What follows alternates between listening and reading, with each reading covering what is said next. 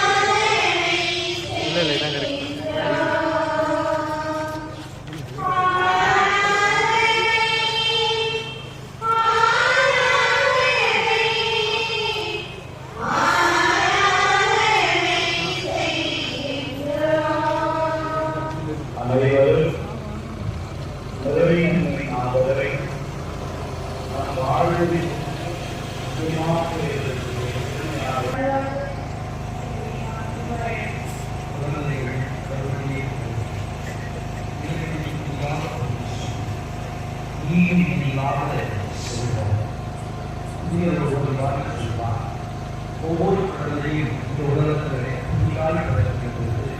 கடவுள் இந்த உலகை இன்னும் அதிகமாக நண்பர்களை கருத்துக்களை சொல்லிக் கொடுக்கிறார். நம்முடைய சோதனைகளில் அனைத்து பட்சிய குழந்தைகளாக சொல்லிப்போம். கடவுள் ஆபரகாமிகள் இவ்வாறு சொல்வார். தொடர்ந்து பத்திரிகையாளர்கள் நான் இன்னொரு செய்வதில்லை உங்களுடைய சந்ததிகள் எல்லா நாட்களையும் ஆழ்வார்கள். நீ மன்னால் கடற்கரை மணலையோ வானத்து வீதிகளையோ எண்ணிப்பார். இந்த அளவுக்கு சந்ததிகள் பள்ளி வருவார்கள் என்று குழந்தைகள் வாழ்க்கைக்கான நற்செய்தியை முதலிலேயே வாக்குறுதியை அவருக்கு கொடுத்தார். குழந்தையை அன்பு செய்வதற்காகவே குழந்தையாக பிறந்த இயேசு இந்த மண்ணியை பிறந்தார்.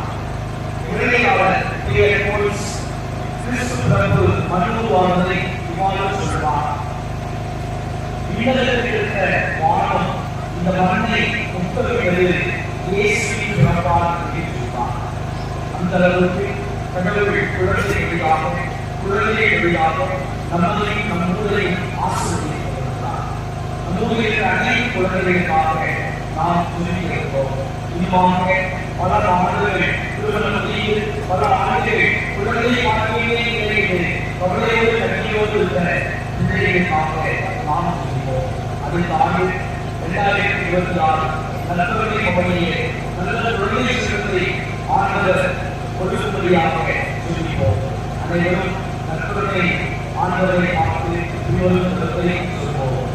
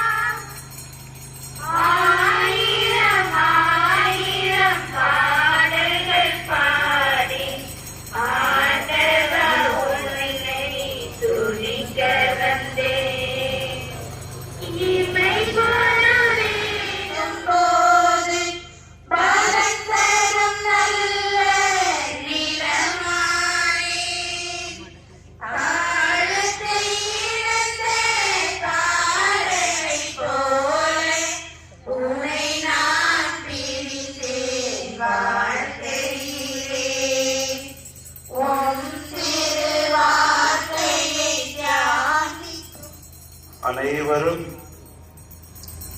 நிறை நன்மை நாதரை நோக்கி திரும்பி நிற்கவும் அல்லது முழந்தால் பணியிடவும்.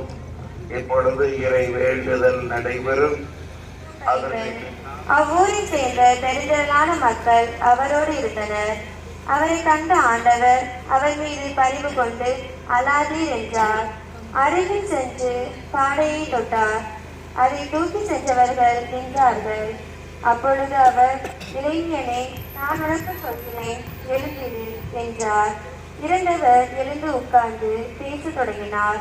இயேசு அவரை அவர் தாயிடம் ஒப்படைத்தார். இது ஆண்டவரிடம் வாக்கு.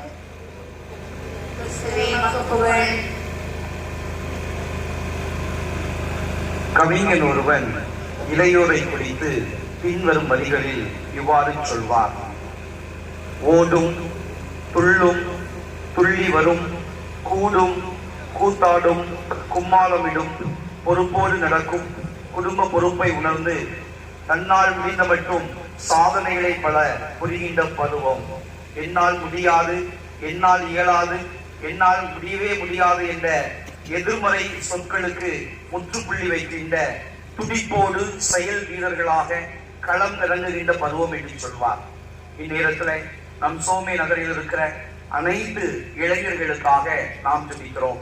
வாசித்த நற்செய்தியிலே கேட்டோம், ஏழை கைம்பெண்ணுடைய ஒரே மகன், ஒரே வாழ்வாதாரம் இறந்து போயிருப்பதை கண்டு அந்த அம்மா அழுது கொண்டே இருக்கிறார். சுற்றி பார்க்கிறவர்கள் தங்கள் இயலாமையை கண்டு அறையில் கூட செல்லாமல், ஐயோ பாவம், தன்னுடைய ஒரே மகன் வருவாய்க்காக உழைத்து சேர்க்கக்கூடிய அந்த உணவுக்கு கூட வழி இல்லாமல் இந்த அம்மா கஷ்டப்பட போகிறார்கள் என்று எல்லோரும் பரிதாபப்பட்ட நிலையில அந்த அம்மா கண்கலங்கி அழுது கொண்டிருக்கின்ற இடத்துல இயேசு அந்த நிலையை, சூழலை புரிந்து அவர் மீது பரிவு கொண்டு அவர் பாதை அருகிலே சென்று, இளைஞனை நான் உனக்கு சொல்லுகிறேன், எழுந்திடு என்று தன்னம்பிக்கை ஊட்டுகிறார். நயின் பட்டணத்து இளைஞனை பார்த்து சொன்ன அதே இயேசு ஆண்டவர் நம் சோமே நகரில் இருக்கிற ஒவ்வொரு இளைஞர் இளம் பெண்ணை பார்த்து, அஞ்சாதே, கலங்காதே, நான் உன்னோடு இருக்கிறேன், எழுந்திடு என்று சொல்லுகிறார். தொடர்ந்து பயணி, தொடர்ந்து முன்னோக்கி செல், உங்களுடைய குடும்ப பொறுப்பை உணர்ந்து அயராது உழை. இந்த இளமை பருவத்தில் தான் நீ சாதனைகள் பெற புரிய வேண்டும். நீ எடுக்கின்ற எல்லா முயற்சியிலும் நான் உன்னோடு இருப்பேன், உனக்கு வழிகாட்டுவேன். நீ செய்கின்ற எல்லா செயலிலும் வெற்றியை தருவேன், வேலை வாய்ப்பை உருவாக்கி தருவேன், என் மீது மட்டும் நம்பிக்கை கொள் என்று சொல்லுகிறார். நம் ஊரில் இருக்கிற இளைஞர்கள் தவறுதலாக சில மது பழக்கத்துக்கு அடிமையாக இருக்கலாம். உழைத்த பணத்தை விரயம் செய்யலாம். உழைத்த உழைப்பு வீட்டின் வாசலை வரவிடாமல் அவர்கள் வேறு வழிகளில் பணத்தை செலவழிக்கலாம். ஒவ்வொரு இளைஞனும் நம் ஊரை சார்ந்த, இந்த மண்ணை சார்ந்த குடும்பங்களை, தன் சார்ந்திருக்கிற குடும்பத்தை அயராது உழைத்து அந்த உழைப்பின் மாண்பால் உயர்த்த இயேசு தன்னம்பிக்கை கொடுக்கிறார். இளைஞனை நான் உனக்கு சொல்லுகிறேன், எழுந்திடு, முன்னோக்கி பயணி, என் கரம் பிடித்து நீ தொடர்ந்து பயணி என்று சொல்லுகிறார். அன்பான ஆண்டவர், எமது பங்கில் உள்ள இளைஞர்கள், இளம் பெண்கள் ஆக்கப்பூர்வமாக செயல்பட்டு வருவதை எண்ணி வியந்து பார்க்கின்றோம். எமது ஊரில் உள்ள அனைத்து இளைஞர்களையும் உமது பாதத்தில் அர்ப்பணிக்கின்றோம். அவர்களுடைய திறமைகள் ஒவ்வொன்றும் இம்மண்ணில் வெளிப்பட்டு மேல ஒவ்வொருவரையும் ஆசீர்வதித்தள்ளும். நல்ல எதிர்காலத்தை, லட்சிய நோக்கத்தை அவர்கள் அடைந்து வாழ்வில் உயர ஒவ்வொரு இளைஞர்களையும் நீ தலை முதல் பாதம் வரை தொட்டு ஆசீர்வதித்து ஒவ்வொரு நாளும் ஒரு அருளை கொள்ளிய உம்மை எடுத்து வேண்டுகின்றோம். ஆமென். இப்பொழுது நம்முடைய நிறைவின்மை நாதருக்கு ஆசிரியரை பெறும் வழியாக நம் ஆராதனையை செலுத்தும் விதமாக 3 முறை நிலையான புகழுக்குரிய பாடல் பாடப்படும். அது முடிந்ததும் குருவானவர் ஆசிரியர் வழங்குவார். நிலையான புகழுக்குரிய தூய்மையே நன்மைக்கு எல்லா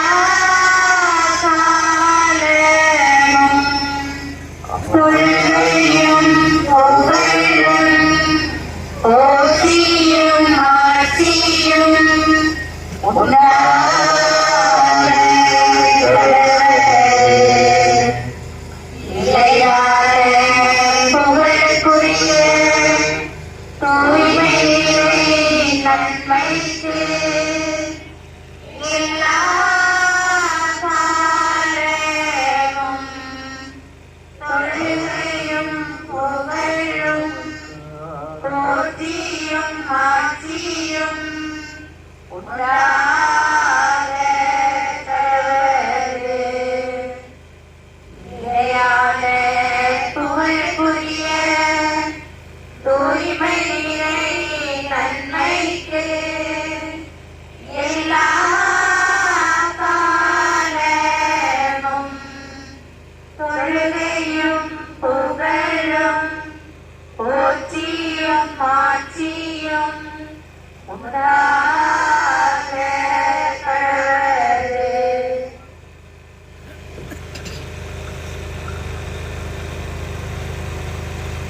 ஜெபிப்போமாக.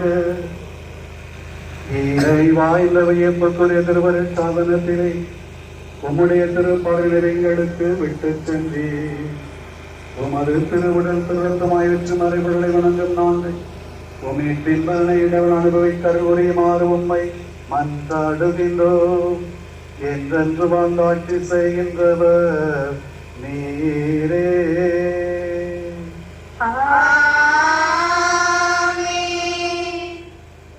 அனைவரும் தாழ்ச்சியோடு நம் ஆண்டவர் இயேசுவின் ஆசீர்வாதத்தை பெறுவோம். எனவே முடிந்தவரை அனைவரும் உணர்ந்தன்புடிடவும்.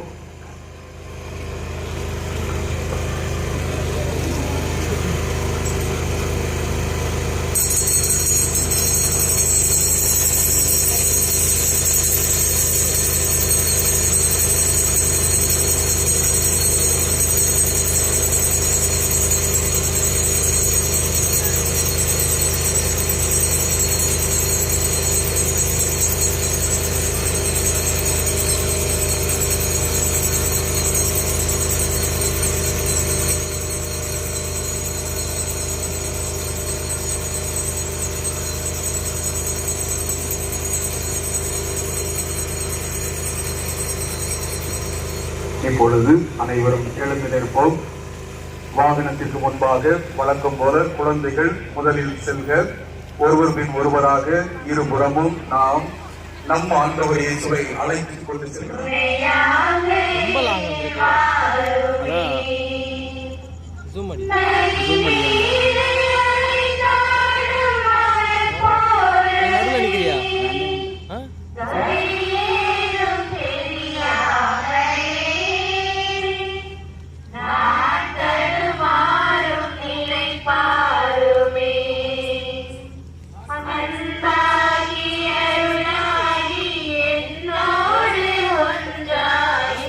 துயரோடு போராடும் என் வாழ்வின்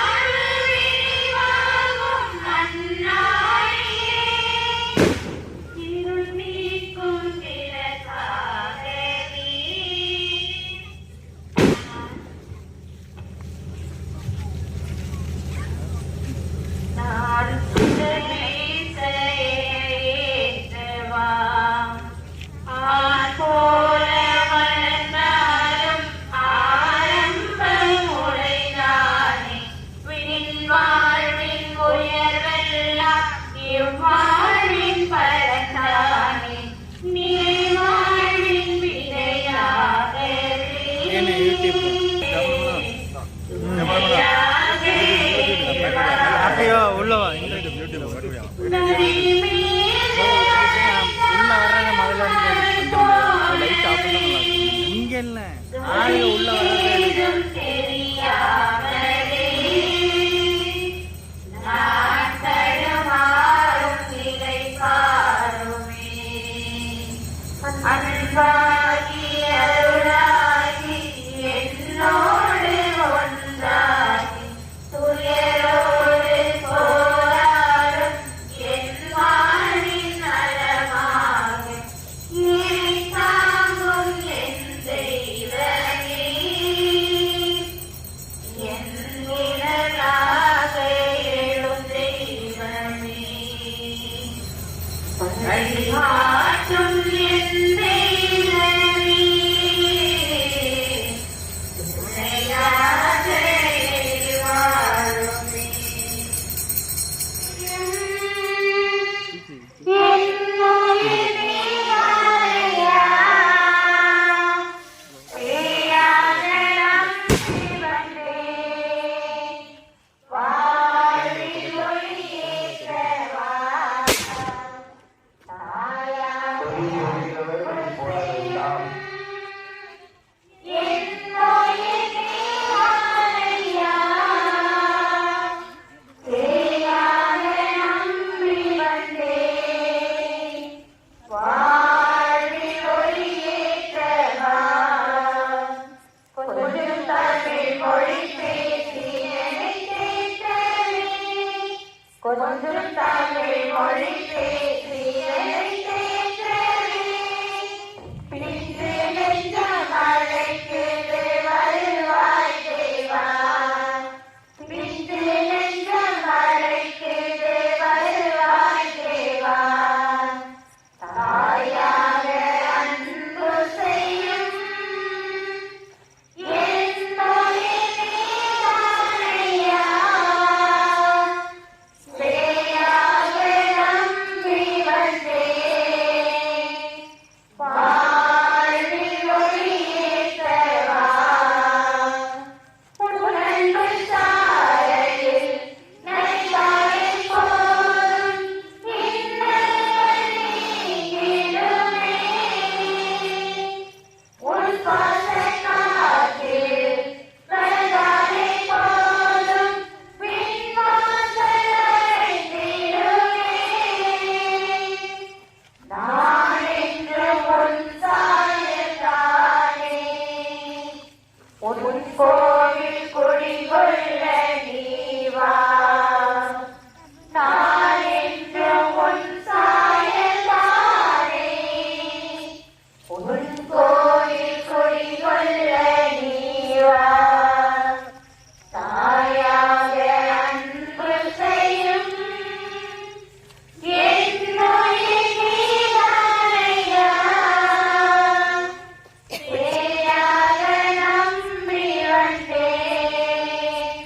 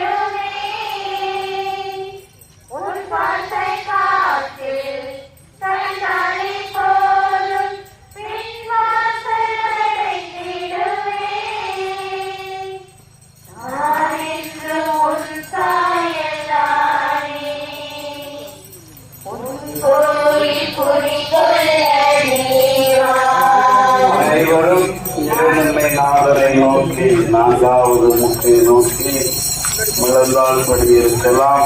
ஆலய வளாகத்தில் இருக்கிறவர்கள் மற்றவர்கள் அவரவர் வசதி இருப்பார். அதிகாரம் 25 இறைவசனங்கள் 14 முதல் 21 முடிய. விண்ணரசை பின்வரும் நிகழ்ச்சி வாயிலாகவும் விளக்கலாம்.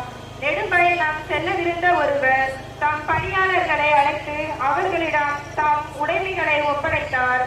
அவரவர் திறமைக்கு ஏற்ப ஒருவருக்கு 5 தாளந்தும், வேறொருவருக்கு 2 தாளந்தும், இன்னொருவருக்கு 1 தாளந்தும் கொண்டு வந்து நெடும்பயணம் மேற்கொண்டார். 5 தாளந்தை பெற்றவர் போய் அவற்றை கொண்டு வாணிகம் செய்து வேறு 5 தாளந்து ஈட்டினார். அவ்வாறே 2 தாளந்து பெற்றவர் மேலும் 2 தாளந்து ஈட்டினார். 1 தாளந்து பெற்றவரோ போய் நிலத்தை தோண்டி தம் தலைவரின் பணத்தை புதைத்து வைத்தார். நெடுங்காலம் திரும்பி பின் அந்த பணியாளர்களின் தலைவர் வந்து அவர்களிடம் கணக்கு கேட்டார். 5 தாளந்து பெற்றவர் அவரை அணுகி வேறு 5 தாளந்தை கொண்டு வந்து, ஐயா, 5 தாளந்தை என்னிடம் ஒப்படைத்தி, இதோ பாரும், இன்னும் 5 தாளந்தை ஈட்டியுள்ளேன் என்றார். அதற்கு அவருடைய தலைவர் அவரிடம், நன்று, நம்பிக்கைக்குரிய நல்ல பணியாளரே, சிறிய பொறுப்புகளில் நம்பிக்கைக்கு உரியவராயிருந்தீர். எனவே பெரிய பொறுப்புகளில் உம்மை அமர்த்துவேன். உம் தலைவனாகிய என் மகிழ்ச்சியில் நீரும் வந்து பங்கு கொள்ளும் என்றார். ஆண்டவர் வழங்கும் அருள்வாக்கு. நன்றி. நன்று நம்பிக்கைக்குரிய பணியாளரே, சிறிய பொறுப்புகளில் நம்பிக்கைக்குரியவராய் இருந்தீர். எனவே பெரிய பொறுப்புகளில் உம்மை அமர்த்துவேன். என் தலைவனாகி என் மகிழ்ச்சியில் நீரும் வந்து பங்கு கொள்ளும். இந்த வாசிக்கப்பட்ட நற்செய்தியினுடைய கடைசி வார்த்தையை நம் கண்முன் கொண்டு நற்கருணை பிரசனத்தில் நம் மக்கள் செய்கின்ற எல்லா தொழில்களையும் ஆசீர்வதிக்க வேண்டுமாக துதிப்போம். தொழில் முனைவோருக்காக மன்றாடுவோம். நம் மக்கள் பிரதான தொழிலை முன்னெடுக்கின்ற விவசாய மண் சார்ந்த தொழில், கால்நடைகளை பராமரிக்கின்ற தொழில், கடை வியாபாரம், இன்னுமாக வெளியூரிலிருந்து இந்த மண்ணை சார்ந்த பிள்ளைகள், வெளியூரில் வந்திருக்கிற பிள்ளைகள் செய்கின்ற அத்தனை தொழிலையும் நற்கருணை ஆண்டவர் வழியா இறைவன் ஆசீர்வதிக்க வேண்டுமாக ஜெபிப்போம். பல நேரங்களிலே நாம் தொழில் செய்கின்ற பொழுது ஏமாற்றம் வரலாம், தொழில் முன்னேற்றம் இல்லாமல் தடுமாறலாம். அந்த நேரங்களிலெல்லாம் நமக்கு மாற்று சிந்தனைகள் தோன்றலாம். நம்முடைய அருகாமையில் இருக்கக்கூடியவர்கள் ஏதாவது மந்திரவாதியை அல்லது வேற்று நபரையோ சென்று வேறு இறை நம்பிக்கைகளை நாம் செல்வதற்கு அவர்கள் நமக்கு வழிகாட்டலாம். எது எப்படியோ தொழில் என்று சொன்னால் இறைவனுடைய ஆட்சி, உழைப்பு.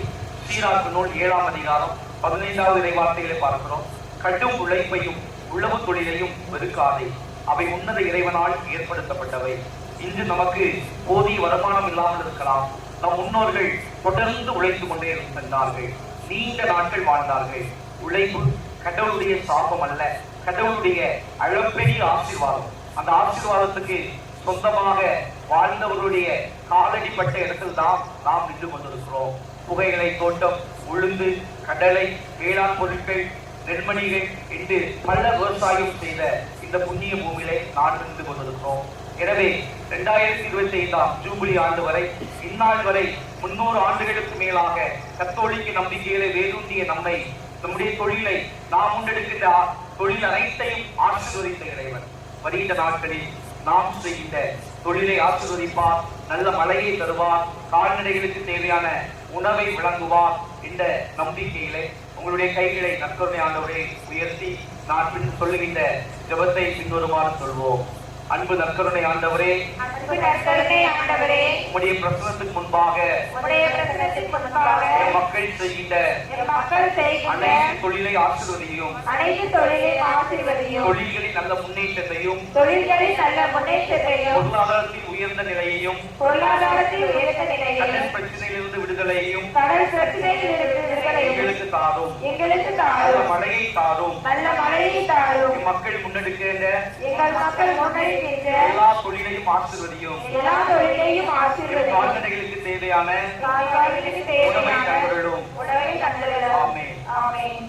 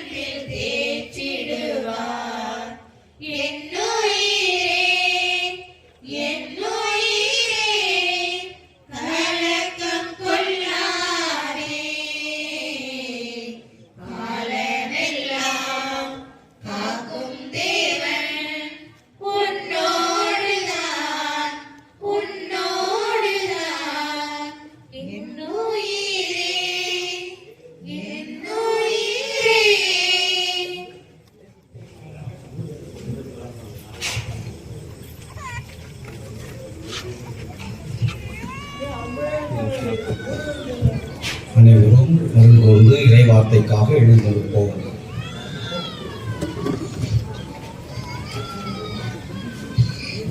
தூய யோவான் எழுதிய நற்செய்தியிலிருந்து வாசகம். அதிகாரம் 6, இறை வார்த்தைகள் 51 55 முடிய. யோவான் நற்செய்தி அதிகாரம் 6, இறை வார்த்தைகள் 51 55 முடிய. அக்காலத்தில் இயேசு கூறியது, விண்ணகத்திலிருந்து இறங்கி வந்த வாழ்வு தரும் உணவு நானே. இந்த உணவை எவராவது உண்டால் அவர் என்றுமே வாழ்வார். எனது சதையை உணவாக கொடுக்கிறேன், அதை உலகு வாழ்வதற்காக கொடுக்கிறேன். நாம் உண்பதற்கு இவர் தமது சதையை எப்படி கொடுக்க இயலும் என்ற வாக்குவாதம் அவர்களிடையே எழுந்தது. இயேசு அவர்களிடம், உறுதியாக உங்களுக்கு சொல்லுகிறேன், மானிட மகனுடைய சதையை உண்டு அவருடைய இரத்தத்தை குடித்தால் ஒழிய நீங்கள் வாழ்வடைய மாட்டீர்கள். எனது சதையை உண்டு என் இரத்தத்தை குடிப்பவர் நிலை வாழ்வை கொண்டுள்ளார். நானும் அவரை இறுதி நாளில் உயிர்த்தெழச் செய்வேன். எனது சதை உண்மையான உணவு, எனது இரத்தம் உண்மையான பானம். ஆண்டவரின் அருள்வாக்கு.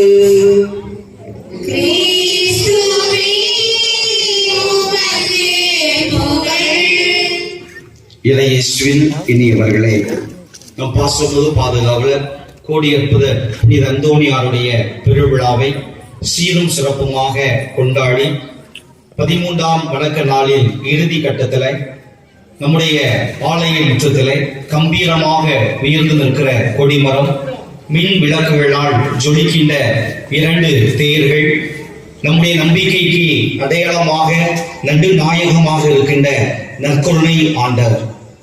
இந்த இறை பிரசனத்துக்கு முன்பாக இந்த நாளிலே இந்த முற்றத்திலே நாம் ஆலய வளாகத்திலே அமர்ந்திருக்கிறோம். நம்முடைய கிறிஸ்தவ வாழ்வின் ஊற்றும் உச்சமுமாக நம்முடைய 2ஆம் வத்திக்கான் சங்கத்தின் திருவழிபாடு எண் 10 அருமையாக சொல்லுகின்றது. கிறிஸ்தவ வாழ்வின் ஊற்றும் உச்சமுமாக இருக்கிற இந்த நற்கருணை ஆண்டவரை நம்முடைய வீதிகளில் சுமந்து வந்து நம்முடைய இல்லங்களை, நம்முடைய குடும்பங்களை, நம்முடைய தொழில் முயற்சிகளை ஆசீர்வதிக்க நாம் வந்திருக்கிறோம். நான் வியந்து பார்த்த ஒரு நற்கருணை பவனி, நான் குருப்பட்டம் பெற்று 2015 நம்முடைய சவேரியாருடைய பொற்பாதம் பதித்த புன்னக்காயலுக்கு நற்கருணை பவனிக்கு சென்றிருந்தேன். அந்த மக்களுடைய விசுவாசத்தை பார்த்து நானே மெய்சிலிர்த்து போனேன். நற்கருணை பவனியை சென்று கடைசியாக அந்த மக்கள் பிரதான தொழில் உங்களுக்கு தெரியும், கடற்கரை கிராமம், மீன்பிடி துறைமுகம். அந்த இடத்திலே சென்று அந்த தந்தையர்கள் இறங்கி கதிர் பாத்திரத்தை எதிர்த்து அந்த கடல் தாய்க்கு அவர்கள் என்ன செய்கிறார்கள், ஆசீர்வாதத்தை கொடுத்தார்கள். நான் வியந்து பார்த்தேன். நற்கருணை பவனி முடிந்து அருமையான ஒரு தந்தை, நம்முடைய தூத்துக்குடி மறைவட்டத்தினுடைய முதன்மை தந்தையாக இருக்கின்ற அருட்தந்தை பென்சனிடம் கேட்டேன், கடலுக்கு ஏன் நீங்கள் இந்த நற்கருணை ஆண்டவருடைய ஆசீர்வாதத்தை கொடுத்தீர்கள், நாம் மனிதர்கள் தானே என்று கேட்டேன். அவர் ஒரு விளக்கத்தை கொடுத்தார். இந்த கடல் சமுத்திரம் தான் எங்களை வாழ வைக்கிறது, எங்கள் முன்னோர்களுக்கு படி அளக்கிறது என்று சொன்னார். அத்தகைய ஒரு நம்பிக்கை உங்களுடைய முகத்தில் இருப்பதை பார்க்க முடிந்தது. நீங்களும் நாமும் இந்த நற்கருணை ஆண்டவரை இந்த ஆலயத்தினுடைய ரத வீதிகளிலே நாம் அழைத்து வந்து இயேசுவை நம்முடைய இல்லங்களுக்கு முன்பாக எடுத்து வந்து, உண்மையிலேயே திருவிழாவினுடைய உச்சகட்டம் எது என்றால், என்னை பொறுத்தவரை 13ஆம் அன்னை காலையில் வைத்த திருப்பலி என்பதை விட, திருப்பலியில் கூட இயேசு இதோடு இந்த பீடத்தோடு நின்றிருப்பார், அவருடைய ஆசீர்வாதம். அதை கடந்து ஆண்டுக்கு ஒரு முறை அந்த இயேசுவின் மீது நாம் கொண்டிருக்கிற நம்பிக்கை, இயேசுவின் மீது இந்த நற்கருணை நாளின் மீது நாம் கொண்டிருக்கிற பற்றுறுதி. உண்மையிலே நம்முடைய ஊர் பிற சமயத்தை சார்ந்த பிள்ளைகள் இல்லாமல் இருக்கலாம், ஆனால் பல இடங்களிலே இந்த நற்கருணை பவனியாக கொண்டு வரும்போது, இவர்தான் எங்கள் வாழ்வின் உயிர் மூச்சு, இவர்தான் எங்கள் தலைவர், இவர்தான் எங்களுடைய நம்பிக்கை, இவரால் தான் நாங்கள் இருக்கிறோம், இயங்குகிறோம் என்ற ஒரு நம்பிக்கை அறிக்கையிடுவதுதான் இந்த நற்கருணை பவனி. ஆடம்பரம் என்பதை விட இவர்தான் எங்களுக்கு எல்லாமே. ஆண்டுக்கு ஒரு முறை நம்முடைய இல்லங்களை சந்திக்கின்ற அந்த ஒரு புனிதமான நிகழ்வை நாம் நிகழ்த்தி விட்டு வந்திருக்கிறோம். இறைவன் நிச்சயமாக நம்மை ஆசீர்வதிக்கட்டும். பிரியமானவர்களே, நிறைய புனிதர்களை நாம் பார்க்கிறோம். திருச்சபையில மொத்தம் எத்தனை புனிதர்கள் இருக்காங்க சொல்லுங்க பார்ப்போம். யாருக்கு தெரியும்? சும்மா யூடியூப்ல அடிச்சு பாருங்க, கூகுள்ல போட்டு பாருங்க, number of saints in Catholic church. திருச்சபையில புனிதர் பட்டியல் 2 திருச்சபையில புனிதர் பட்டியல் ஃபுல் ஸ்டாப் ஆகுமா, தொடர்ந்து கொண்டே இருக்குமா? இதுதான் முக்கியம். இன்னைக்கு இங்க இருக்கவங்க நாளைக்கு புனிதர் ஆகலாம், கண்டிப்பா ஆகலாம். தேவசகாயம் நம்முடைய பொதுநிலை புனிதர், நம்முடைய அருகாமையில் உள்ள ஆறுதல் வாய்மொழியை வாழ்ந்தவர், கத்தோலிக்க இறை நம்பிக்கையை பிரதிபலித்தவர், மறைசாட்சியாக மறித்தவர், இன்று புனிதராக உயர்ந்திருக்கிறார். கத்தோலிக்க திருவையிலே ஒரு நாளும் புனிதம் என்பது புனிதர்களுடைய பட்டியல் என்ன செய்யாது, முடிச்சிருவாங்க, ஃபைல க்ளோஸ் பண்ண மாட்டாங்க. என்ன செய்வாங்க, நம்முடைய வழிபாடு எல்லாமே புனிதத்தை நோக்கி பயணிப்பது.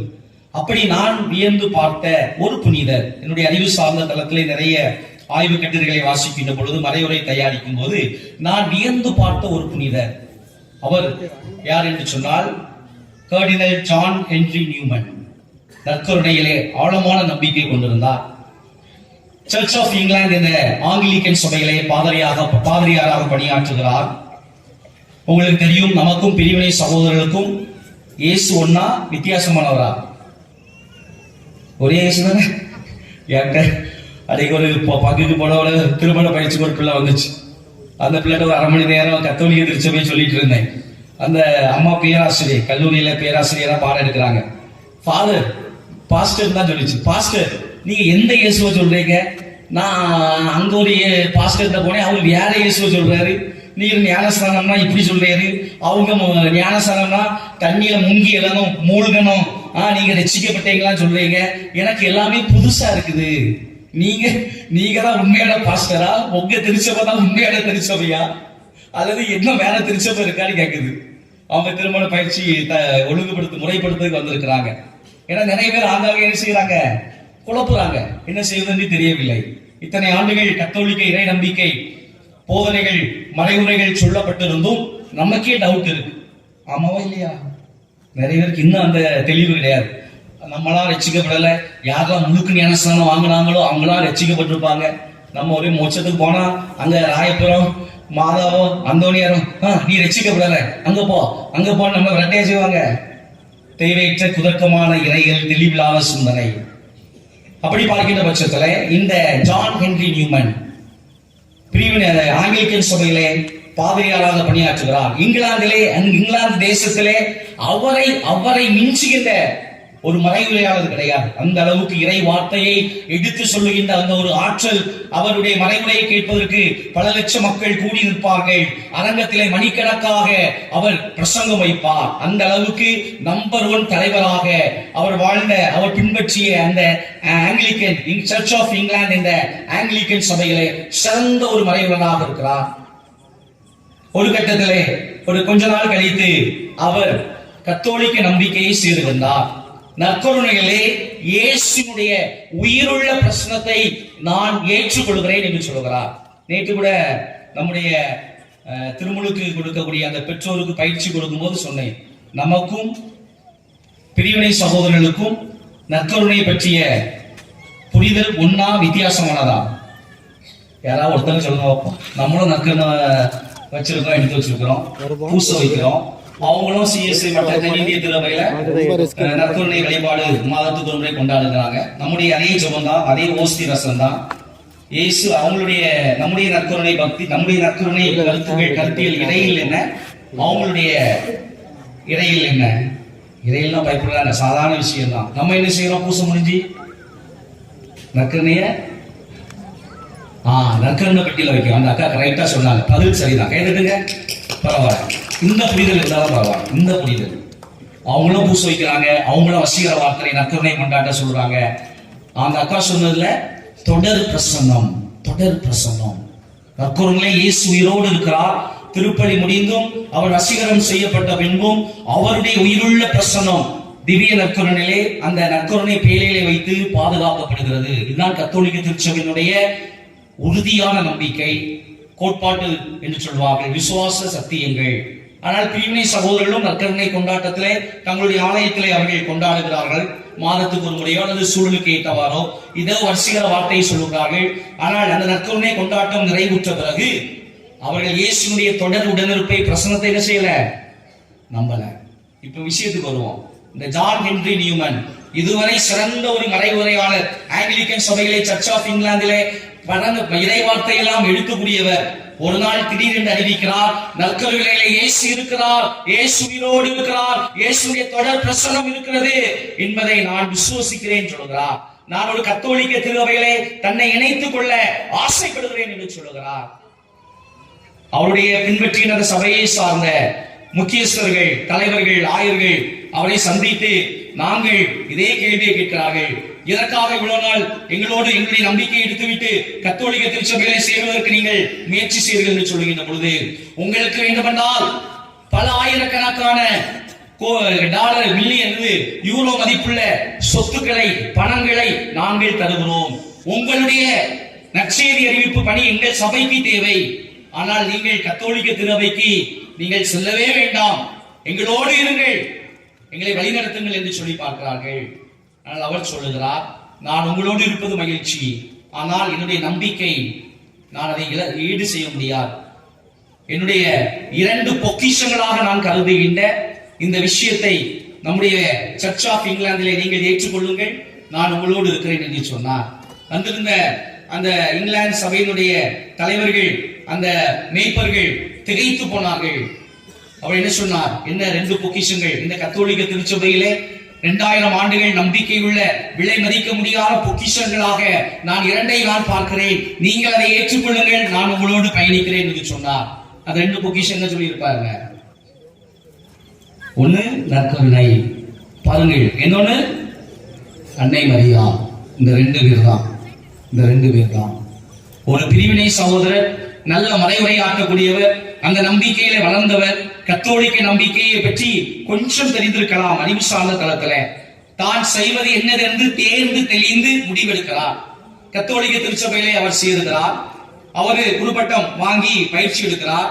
ஏறக்குறைய கத்தோலிக்க இறை நம்பிக்கையை, குறிப்பாக God's presence in Eucharist என்ற மறையுரையை புத்தகமாக வெளியிடுகிறார்.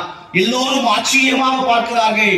இதுவரை வேறொரு ஆலயத்திலே நற்கருணையை பற்றி, நற்கருணை தொடர் பிரசனத்தை சொல்லாதவர் தன்னுடைய அனுபவத்திலே கத்தோலிக்க திருவை மீது தான் கொண்டிருக்கிற பற்றுறுதி, பாசம், இந்த நற்கருணை மீது தான் கொண்டிருக்கிற நம்பிக்கை, இயேசுடைய தொடர் உடனிருப்பு என்னை இயக்குகிறது, இயங்க வைக்கிறது என்பதை ஆணித்தனமாக சொல்லுகிறார். பலர் இங்கிலாந்து சர்ச்சில் இருந்து கத்தோலிக்க திருச்சபைக்கு அவரோடு வருகிறார்கள். அவர் சென்ற இடமெல்லாம் நற்கருணை பற்றிய கட்டுரைகளை எழுதுகிறார், மக்களுக்கு நம்பிக்கை ஊட்டுகிறார். இன்னுமாக நம்முடைய திருத்தந்தை 12ஆம் லியோ 1879 அவர் அவ்வாறு வந்து 34 ஆண்டுகள் கத்தோலிக்க திருவையிலே பணியாற்றி, குருவாக பணியாற்றி அவர் கேர்டினலாக உயர்ந்துகிறார். கேர்டினல் என்பது 100ல கொஞ்சம் தான். இப்ப கூட அண்மையில நம்முடைய திருத்தந்தை ஒரு 55 வயது குருவானவர் கேரளாவில் ஒரு சாமியாரை டைரக்டா கர்தினால் ஆக்கியிருக்காங்க. கர்தினால் சொல்லுவோம்.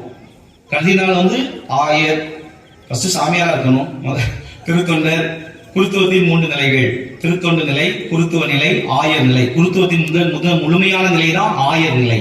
அந்த ஆயர் நிலைக்கு கொஞ்சம் உயர்ந்ததுதான் பேராயர் நிலை. வழக்கமாக பேராயர்கள் தான் கர்தினால்கள் வருவார்கள். ஆனால் முதல் முறையாக ஒரு அண்மையிலே ஒரு கேரளாவை சார்ந்த 55 வயது ஒரு குருவானவர் கர்தினாலாக உயர்த்தப்பட்டிருக்கிறார். பல எதிர்ப்புகள் வந்திருக்கலாம். ஏன் நீங்கள் பிரிவினை சபையிலிருந்து வந்த இந்த ஜான் ஹென்றி நியூமனுக்கு கர்தினால் பட்டம் கொடுக்கிறீர்கள் என்று பல எதிர்ப்புகள் வந்திருக்கலாம். ஆனால் அவருடைய நம்பிக்கை, நற்கருணை மீதுள்ள இயேசுவினுடைய உயிருள்ள பிரசன்னம், தொடர் உடனிருப்பு என்பதை ஒரு பிரிவினை சபையிலிருந்து வந்த ஒருவர், அங்கே பாதிரியாக பணியாற்றியவர், அருள் அடையாளங்களை மறுத்தவர், இங்கே வந்து இயேசுவுக்கு சாட்சியாக நிற்கிறார். 34 ஆண்டுகள் மறைவுரை ஆற்றுகிறார். நற்கருணை பக்தியிலே மக்களை வழிநடத்துகிறார். அவருடைய பணியை பாராட்டி அப்போதைய திருத்தந்தை அவர்கள் அவரை கர்தினாலாக உயர்த்தினார். நம்முடைய திருத்தந்தை பிரான்சிஸ் அவர்கள் 2019 அக்டோபர் 13 அவரை புனிதராக உயர்த்தியிருக்கிறார். நற்கருணை பக்தியால் ஒரு புனிதராக உயர்ந்திருக்கிறார் என்று சொன்னால் இந்த புனிதர் தான். அதனால்தான் நான் சொன்னேன், புனிதர்கள் என்பவர்கள் வானத்திலிருந்து குதிக்கவில்லை, மாறாக கத்தோலிக்க இறை நம்பிக்கையிலே அவர்கள் வேரூன்றி அந்த இறை நம்பிக்கைக்கு சாட்சியாக தான் வாழ்ந்திருக்கிற சமூகம், தன்னுடைய குடும்பத்தை அந்த நம்பிக்கையை நோக்கி கட்டி எழுப்புகின்ற ஒரு நிலையில் இருக்க அழைக்கப்படுகிறோம். நிச்சயமாக அப்படி பார்க்கின்ற பொழுது இந்த 2025 எதிர்நோக்கும் திருப்பயணிகள் என்பதை நம்முடைய திருத்தந்தை பிரான்சிஸ் அவர்கள் நமக்கு இறை சிந்தனையாக இலக்காக கொண்டு கொடுக்கிறார். அப்படி எதிர்நோக்கும் திருப்பயணிகள் என்று சொல்கின்ற பொழுது 3 நிலைகளில் நாம் பார்க்க முடிகிறது. ஒன்று, எதிர்நோக்கு என்றால் என்ன? யாராவது சொல்லுங்க பார்ப்போம். எதிர்நோக்கு என்றால் என்ன? எதிர்நோக்குன்னா காலையில முடிச்சு எழுந்தோடனே மூஞ்சி கழுவிட்டு பல்ல தேய்ச்சிட்டு இன்னைக்கு பழப்பம் எடுக்கலாம், அல்லது யாருக்கு போட போட்டு எதை செய்யலாம், அல்லது என் வாழ்க்கையே இப்படியாச்சே, என்ன அங்க கட்டி கொடுக்க ஆசைப்பட்டாவ, அங்க பொண்ணு பார்க்க வந்தாங்க, வடிவேல் சொன்ன மாதிரி என்ன எத்தனை பேர் பார்த்துட்டு போனாங்க, போய் நான் சோமநாத வீட்டில் போய் இந்த ஆளுக்கு போய் வாக்குப்பட்டு போயிட்டேனே, என் வாழ்க்கையே சீரழிச்சு போச்சு, நான் மகளாணி மாதிரி நான் இருக்குன்னு ஆசைப்பட்டேன். நிறைய பேர் சிரிக்கிறத பார்த்தா உறவுகளுக்கு நீங்க உண்மையிலே இப்படிதான் சிந்திச்சுட்டு இருப்பீங்க போல தெரியுது. சரியா? எதிர்நோக்கு என்றால் என்ன? அது எதிர்நோக்கு அல்ல. எதிர்நோக்குவது என்பது நேர்மறையாக சிந்திப்பது, நோக்குவது எதிராக நோக்குவது. உங்களுக்கு விஷயம் எதிர்நோக்குவதுன்னா என்னது? நாம் எதிர்மறையாக சிந்திப்பதை நேர்மறையாக சிந்திப்பது, நல்லதே நடக்கும் என்பதை நாம் என்ன செய்வது? உணர்வது. நம்மை சுற்றி பெரிய மலை போன்ற துன்பங்கள், பிரச்சனைகள் இருக்கலாம். விவிலியத்திலே ஒரு சிறந்த உதாரணமாக நான் வியந்து பார்க்கின்ற மனிதர் நம்முடைய பழைய ஏற்பாட்டு தாவீது அரசர். சிறுவனாக இருக்கிறான். சாமுவேல் நூல் முதல் நூல் 17ஆம் அதிகாரத்திலே பார்க்கிறோம். அங்கே 6.5 அடி முழம். 6.5 அடினா ஒரு அடி, ஒரு முழம்னா எத்தனை அடி தெரியுங்களா? வீடு கட்டும் போது நீங்க முழக்கால் நாட்டில் இருப்பீங்களா? ஒரு முழம்னா இவ்வளவு தானே. 6.5 அடினா பாத்துக்காங்க, இந்த தூளுக்கு இவ்வளவுக்கு இருப்பான் கீழே இருந்து. 6.5 முழம், 6.5 அடி முழம், இவ்வளவு ஹைட் இருப்பான். இப்போ இவன் பெலிஸ்தியருடைய படை தளபதி. இஸ்ராயல் மக்கள் போருக்கு போறாங்க. இவனை பார்த்தா சொக்க பணம் மாதிரி மாத்திருக்கான். நிறைய போர்க்கருவிகளை வச்சிருக்கிறான். சவால் இருக்கான். தைரியம் இருந்தவன், உண்மையான அப்பா அம்மாவுக்கு பிறந்தவன், உண்மையான கடவுள், உங்க கடவுளாக இருக்கிறவன், என்கிட்ட வாங்கடா, நான் இருக்கிறேன் சண்டைக்கு. இப்ப என்ன அடிச்சு கொண்டுட்டு நீங்க முன்னோக்கி போங்க, எவனையும் நான் விட்டு வைக்க மாட்டேன்னு சொல்றான். சாபம் போடுறான். உங்க இஸ்ராயலில கடவுளே கிடையாது, உங்களை செத்த நாயோட என்ன செய்வேன், அடிச்சு நாசமாப்பேன்னு சொல்றான். எல்லாம் நடுங்கி போய் நிற்கிறாங்க. சவுல் அரசன் கூட பாளையத்துக்கு போகல. சாதாரண கால்நடைகளை, ஆடு மாடுகளை மேய்க்கின்ற தாவீது துணிச்சலாக போடுகிறான். அவன் போர் பயிற்சி இல்லாதவன், உண்மையிலே போர் கருவிகள் கூட கிடையாது. அவன் கையில என்னது இருக்கு? கவுன் இருக்கு. ஓனாடி பொங்கலா கவுனு கூழாங்கல், அவ்வளவுதான் இருக்கு. அவன் அந்த தூண் மாதிரி தோன்ற ஒண்ணுமே கிடையாது. 4 சமட்டி நசுக்கி மாட்டு யானை சமட்ட மாதிரி சமட்டி என்ன செஞ்சிருக்கலாம், அடிச்சிருக்கலாம். அவன் நேரா தாவீது அரசனிடம், சவுல் அரசத்தை போய் சொல்லுவான், காட்டு விலங்குகளை, நான் ஆடு மாடுகளை மேய்க்கின்ற பொழுது, கால்நடைகளை மேய்க்கின்ற பொழுது, காட்டு விலங்குகளிலிருந்து என்னை அச்சுறுத்தி எனக்கு பாதுகாப்பை கொடுத்த இறைவன், இந்த இஸ்ராயலை அச்சுறுத்திக் கொண்டிருக்கிற இந்த எதிர்மறை சக்தியை நான் என்னுடைய எதிர்நோக்கால் வெற்றி பெற செய்வேன் என்று சொல்லி போகின்றான். அவன் இவ்வாறு சொல்வான். சாமுவேல் முதல் நூல் 17ஆம் அதிகாரம் 45வது வார்த்தையில் சொல்வார், நீயோ ஈட்டியோடும் எரிவேலோடும் போர் கருவிகளோடு வருகிறாய், நான் படைகளின் ஆண்டவரின் பெயரால் வந்திருக்கிறேன் என்று சொல்வார். பாருங்கள், எதிர்நோக்கு. இந்த ஆண்டவர் உன்னை என் கையில் ஒப்புவிப்பார் என்று ஒரு கல்ல மட்டும் கரெக்டா நெத்தியில் அடிக்கலாம், பொட்டுன்னு விழுந்தான். இந்த நம்பிக்கை யார் அவனுக்கு கொடுத்தது? அவனுடைய பெற்றோர். நற்கருணையில எதிர்நோக்குகின்ற திருப்பயணிகள் என்று சிந்திக்கின்ற பொழுது, திருப்பயணிகளாக பயணிக்கக்கூடிய நாம் தாவீது போன்ற சிறுவர்களாக இருக்கிறோம். எவ்வாறு அவன் சொன்னான், மழை போன்ற ஒரு துன்பம் வந்தாலும் நான் வீழ்த்துவேன், ஆண்டவரின் பெயரால் நான் வந்திருக்கிறேன். நான் உன்னுடைய போர் கருவிகளையோ அல்லது ஈட்டிகளையோ வேல் அம்பு வாளையை கொண்டு நான் வரவில்லை, நான் ஆண்டவர் படைகளின் ஆண்டவரின் பெயரால் வந்திருக்கிறேன். இன்று நம்முடைய ஆலயத்திலே நானும் திருப்பலி நிறைவேற்றியிருக்கிறேன், நீங்களும் வந்திருக்கிறீர்கள். எத்தனை பேர் இதுக்கு சாட்சியாக சொல்ல முடியும்? இந்த நற்கருணை வீட்டிருக்கிற ஆண்டவர் தான் எங்கள் குடும்பத்துக்கு படி அளக்கிறார். இந்த நற்கருணை வீட்டிருக்கிற ஆண்டவர் தான் எங்களை வாழ வைக்கிறார். இந்த நற்கருணை வீட்டிருக்கிற அந்த ஆண்டவர் தான், இயேசு ஆண்டவர் தான் எங்களை இயக்குகிறார். தாவீது அரசன் நம்பினான்.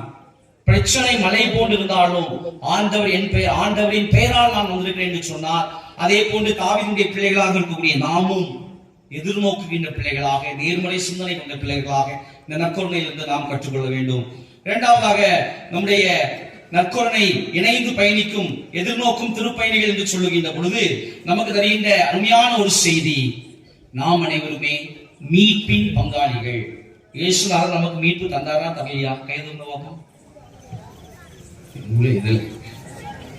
சரி, தந்தாரா? சரி. அந்த மீட்பு 2000 ஆண்டுகளுக்கு முன்னாடி உள்ள மீட்பு ஃபுல் ஸ்டாப்பா தொடர்ந்து வந்துட்டு இருக்குதா? தொடர்ந்து வந்துட்டு இருக்கு. அப்ப அந்த மீட்பு, இயேசு நமக்கு தந்த அந்த மீட்புல நாமெல்லாம் நம்மளுடைய ஷேரிங் என்னது? நம்முடைய பங்களிப்பு என்னது? இயேசு நமக்கு மீட்பை பெற்று தந்தார், இழந்த இறை சாயலை பெற்று தந்தார், மீட்பை பெற்று தந்தார். இந்த நற்கருணை ஆண்டவரிடையே நாம் வழிபாடு நடத்துகிறோம். எனவே இந்த நற்கருணை ஆண்டவருக்கு நாம் நற்கருணை திருப்பலி வழியாக நற்கருணை ஆண்டவரை சந்திக்கிறோம். நாம் அனைவரும் ஏதாவது மாற அழைக்கப்படுகிறோம். அந்த மீட்பினுடைய பங்காளிகளாக மாற அழைக்கப்படுகிறோம். அந்த இயேசுடைய மீட்பு, அந்த மீட்பு பணி, அந்த மீட்பை நாம் தொடர்ந்து இயங்கிக் கொண்டிருக்கிறோம். அந்த மீட்புக்கு உண்மை உள்ளவர்களாக இருக்க வேண்டும். அதைத்தான் நற்கருணை நமக்கு கருவாக நமக்கு சொல்லித் தருகிறது. நீங்கள் அனைவரும் மீட்பின் திருப்பயணிகள், எதிர்நோக்கின் திருப்பயணிகள். எனக்காக நீங்கள் ஒவ்வொரு நாளும் இந்த இறை அரசின் விழுமியங்களை, இந்த மீட்பை நாம் பெற்றுக்கொள்வதற்கு நீங்கள் உழைக்க வேண்டும். அதனால்தான் நற்கருணையிலே அருமையாக சொல்லப்பட்டிருக்கும் அந்த அப்பமும் ரசமும் அந்த காணிக்கையா ஒப்பு கொடுக்கும் போது அந்த ஜெபத்தை குருவானவர் சொல்வார். என்ன சொல்வார்? ஆண்டவரே, அனைத்துலக இறைவா, உம்மை போற்றுகிறோம். ஏனெனில் உங்கள் அருட்பொருட்களில் நாங்கள் இந்த அப்பத்தை பெற்றுக் கொண்டோம். நிலத்தின் விளைவும் மனித உழைப்பின் பயனும். மீட்பின் பங்காளிகள் என்று சொன்னால் ஒவ்வொரு நாளும் அந்த மீட்புக்காக உழைக்க வேண்டும். நற்கருணை ஆண்டவர் ஏதோ வானத்தை திறந்து அந்த வசீகர நேரத்துல ஜி பூபா அப்படி சொன்ன உடனே இறங்கி வர மாட்டார். அதுக்கு அப்பம் ரசம் தேவைப்படுகிறது, அதற்கு உழைப்பு தேவைப்படுகிறது, அதற்கு மீட்பினுடைய பங்காளிகளாக இருக்க வேண்டும். எனவே இந்த 2 சிந்தனைகளை மட்டும் இந்த நாளிலே நம்முடைய வீட்டுக்கு எடுத்துச் செல்வோம். எதிர்நோக்கின் திருப்பயணிகள், மீட்பின் பங்காளிகள். இந்த நற்கருணை ஆண்டவர் நம்மோடு பயணிக்கிறார். நல்லதே நடக்கும். இந்த 300 ஆண்டுகளுக்கு மேலாக கத்தோலிக்க இறை நம்பிக்கையை வளர்ந்தவர்கள் எவ்வாறு ஒரு பிரிவினை சகோதர பாதிரியார் இந்த கத்தோலிக்க திருச்சபைகளை சேர்ந்து இந்த நற்கருணை மீதுள்ள பக்தியால் அவர் ஒரு கர்தினாலாக, ஏன் 2019 ஒரு 5 ஆண்டுகளுக்கு முன்பாக, 6 ஆண்டுகளுக்கு முன்பாக இதே கத்தோலிக்க திருவையிலே நற்கருணையுடைய தலை சிறந்த ஒரு புனிதர் என்று உயர்ந்திருக்கிறாரோ, அதே போன்று நாமும் ஒரு நாள் உயர்வோம். நற்கருணை ஆண்டவர் மீது கொண்டிருக்கிற பக்தியை, பற்றுறுதியை கொண்டு தொடர்ந்து எதிர்நோக்கின் திருப்பயணிகளாக, மீட்பின் பங்காளிகளாக வாழ அருள் வேண்டுவோம். இந்த மாலை வழிபாட்டிலே அனைவரும் முழந்தால் படியிட்டு மாண்புயர் பாடலை பாடுவோம். மாண்பு அடையாளத்தை தாழ்ந்து பணித்து ஆராதிப்போம். பழைய ஒழுங்கு முறைகள் அனைத்தும் இனி மறைந்து முடிவு பெறுக. புதிய ஒழுங்கு முறைகள் வருக. புலங்களாலே மனித இதனை அறிய இயலா குறையை நீக்க நம்பிக்கையின் உதவி பெறுக. தந்தை அவர்க்கும் மகனிவர்க்கும் புகழ்ச்சியோடு வெற்றியார்க்கும் மீட்பின் பெருமை மாட்சியோடு வலிமை வாழ்க்கையாவுமாக.